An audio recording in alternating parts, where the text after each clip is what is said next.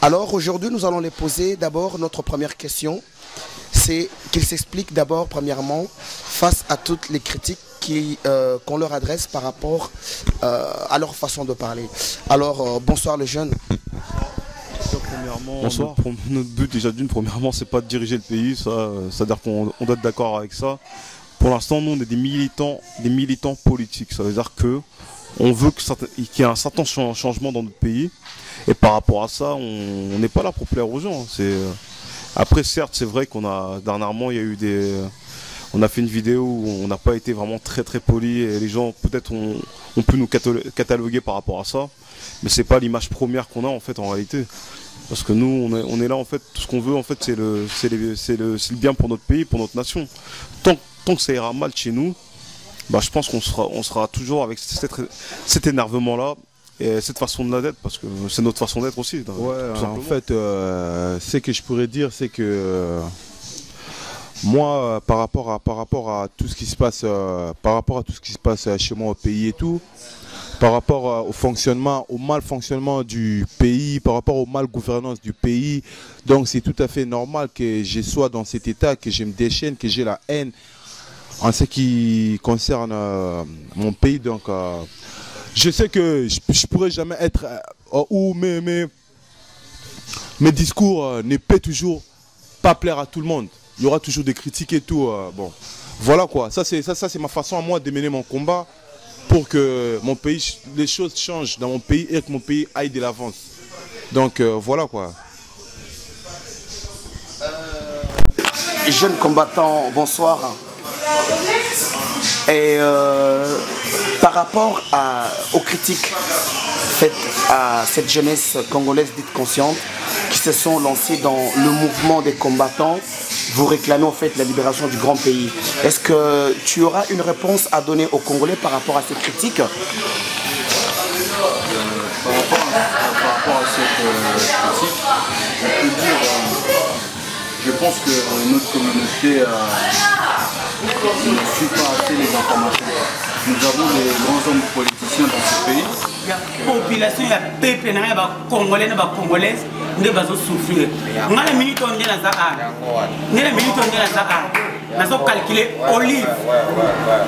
Nous avons calcul dans les années olive. Ah mais calcul comme sous olive. Mon premier. Asaline sous. Et pourtant tout le monde a sa première dame, elle est toujours à côté, elle est na mawa, elle est accidentée, elle est présente, mais elle est asaline les sous. Nana est olive ko olive. Nous on a olive kanambe, tika baje. Soit disant moi si il y a Hippolyte kanambe. Pour moi comment va bien quand on a benga monter. Ngala yebi ke kombo la ye kanambe Hippolyte to yeba ka penga na sakana makina sakana kinte ba betla biso masolo kanambe lera yaka asaka na mwasi na bana ye lelo siko se retrouva ke yo mto koma mwasi na ye menenge sana olive ozo pisa ngamawa parce que ndenge za awa biso bana basi nditi ngafu mani na za mama so na boti mwana mwasi na CPI na CPI pour moi na ngati sana so akeli bala akobe mama na ngaki mbundi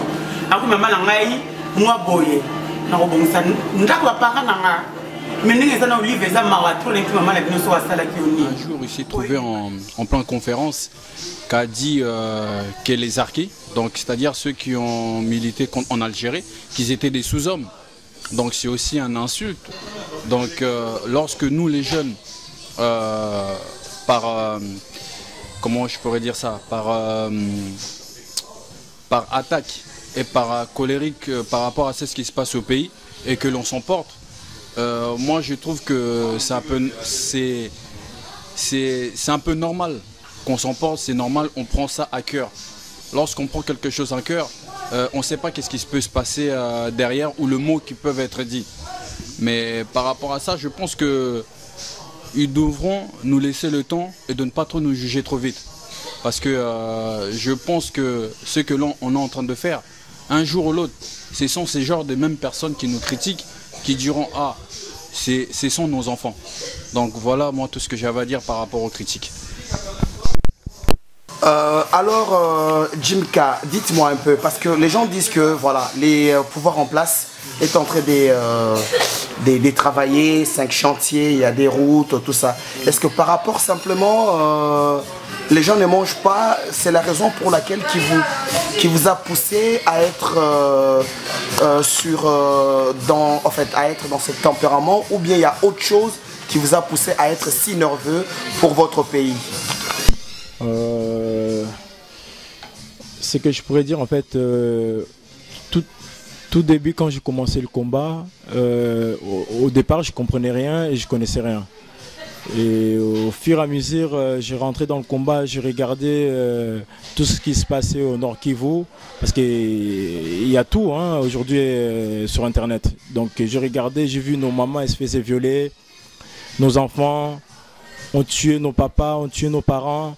Et c'est à partir de là que mon esprit, mon esprit est réveillé, quoi. Je me suis réveillé, je me suis dit, ben voilà, il faudrait essayer de se défendre pour tous ces gens, et essayer de défendre le pays, et d'essayer de militer pour mon pays, quoi. Par rapport à cette question que les gens ont écrit sur le net, que les combattants, les jeunes combattants ont échoué face à Kagame, par exemple, vous aurez une réponse à donner par rapport à cela, parce qu'ils ont dit que voilà, Kagame était là et que vous n'avez rien fait, vous n'avez pas manifesté. Justement, je crois que là, il n'y a rien à dire parce qu'on est passé sur iTélé. Donc nos réponses sont sur iTélé. Donc je cherche même pas à défendre. Les réponses sont déjà là. Donc j'ai rien à dire sur ça.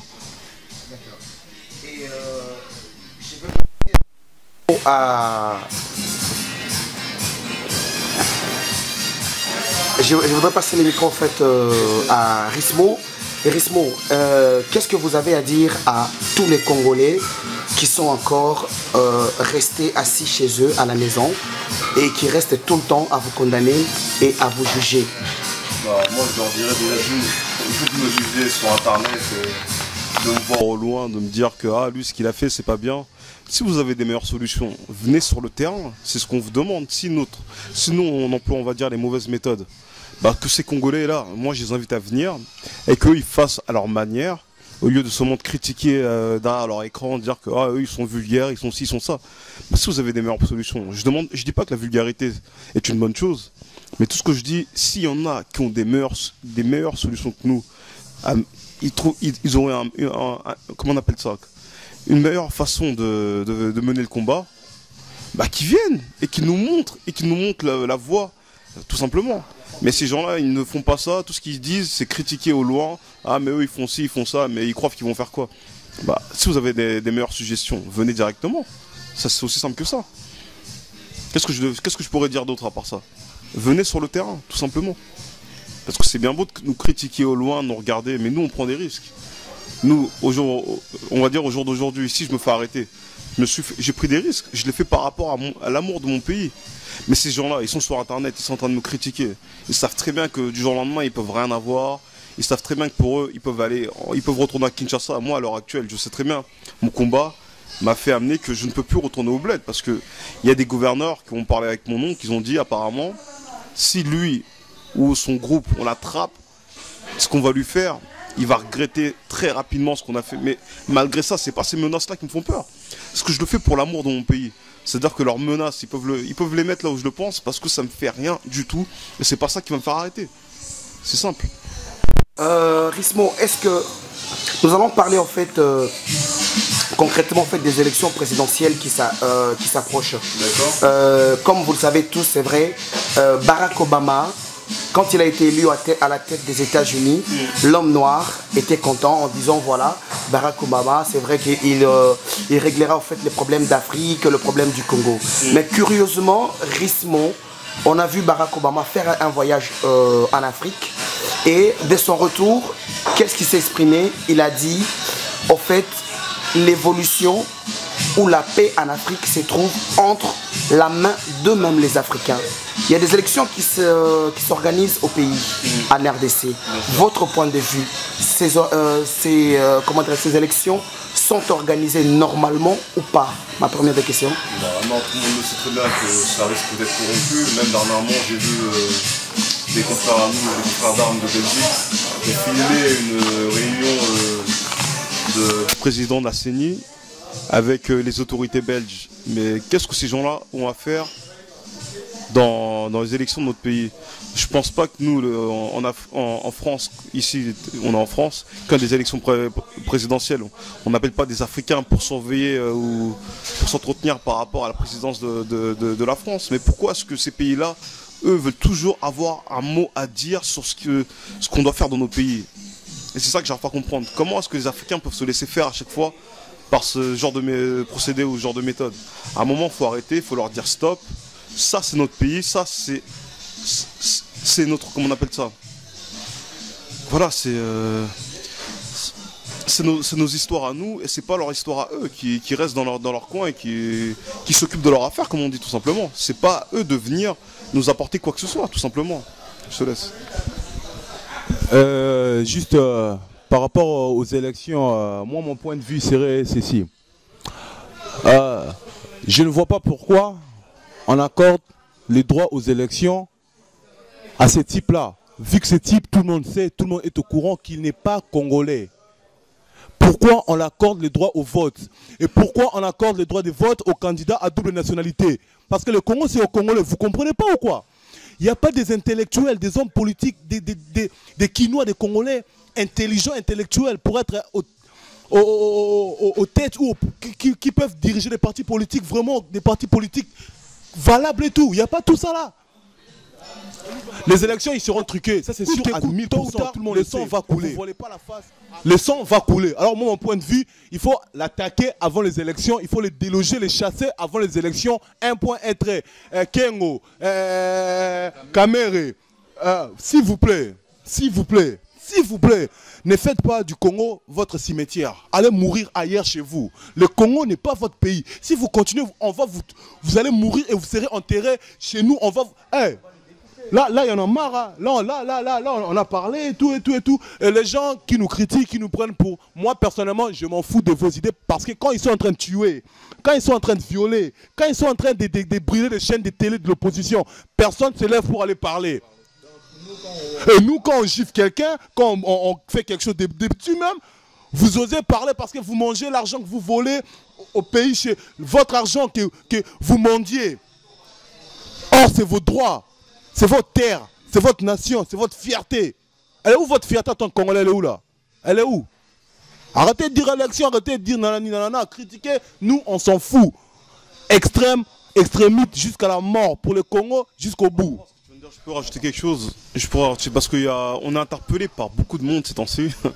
Ils nous disent ah mais non, mais vous savez c'est pas bien, vous tapez des gens, tout ça. Et c'est à cause de cette victimisation là qu'on nous prend pour des imbéciles les Congolais. Parce que le Congolais, quand on le gifle, au lieu de répondre, il tend encore l'autre joue. C'est à cause de ça qu'on est en train de nous marcher dessus, nos voisins sont en train de nous marcher dessus par rapport à ça. Parce qu'ils savent que quand les Congolais on les frappe, au lieu de réagir au coup pour coup, non. Ils disent non mais pourquoi vous faites ça? Bah oui, ces gens-là quand ils viennent chez nous, ils viennent pas avec le sourire, ils viennent avec des armes, ils viennent pour nous faire du mal, alors on va pas être gentil avec eux. C'est aussi simple que ça. Alors de venir nous dire ouais mais vous êtes méchants, vous tapez les gens. On n'est pas méchants, on réagit par rapport à ce qu'on nous fait. Moi je voulais réagir par rapport à surtout ce que les gens pensent derrière leur ordinateur. Les Congolais, leur motivation première, ils ont peur. Ils vont dire, quand ils vont regarder la vidéo, ils vont dire ah mais Ting il était là, il n'a pas enlevé ses lunettes. Parce qu'on le sait, ils le disent. J'enlève mes lunettes pour pas dire oh je me cache le visage. Je suis jamais allé au Congo. Franchement j'ai des frissons. Je suis jamais allé, je voulais aller. Mais quand je vois la misère qu'il y a au Congo, la souffrance, les meurtres, les viols et la richesse qu'il y a au Congo, et les enfants sont abandonnés. Non, ça fait mal. Il y a un émissaire américain, il a dit que les seules erreurs qu'ils aient fait, c'est d'avoir mis Internet au service du public. Donc la vérité, quoi qu'il arrive, on va la trouver. Si vous passez votre temps à regarder les nouveaux 50 Cent, les nouveaux Eminem, les nouveaux Rihanna, les nouveaux Erason, tout ça, eh ben, vous vous trompez.